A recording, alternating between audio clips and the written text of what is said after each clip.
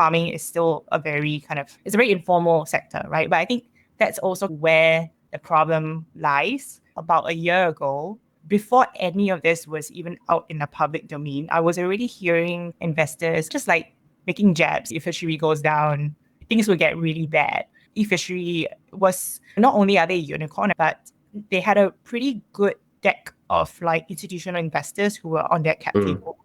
IFC, you've got Softbank Vision Fund, you've got the Abu Dhabi G42 Fund, as well as Temasek, which is our local sovereign wealth fund. Yeah, of course, and also quite a number of well-known VC firms, including North Star. So for them to all be shareholders in eFishery, one of the most prominent unicorns in Indonesia, for them to be involved in this kind of scandal, obviously is not a good note on the part of especially investors, right? Because they raised a lot of money. Yeah, I think it's something about hundreds of millions in that order of magnitude, and then got that $1 billion valuation in their last round. Yeah.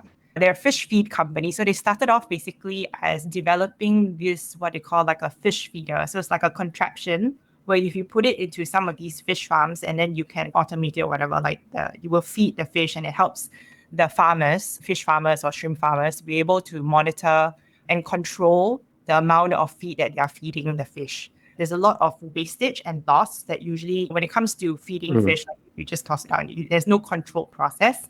So the idea is that by driving more transparency and control over the fish feed, how much you're using, how much goes out and all that, you are able to control costs and therefore drive more efficiency and drive better yields. And then in turn, you are able to raise farmer incomes as a result of that, because farming is still a very it's a very informal sector, right? But I think that's also where the problem lies, not just for eFishery, but I think any kind of tech-enabled businesses which are aimed at digitizing sectors that are very highly traditional, really highly informal. Aquaculture is one, agriculture is another one.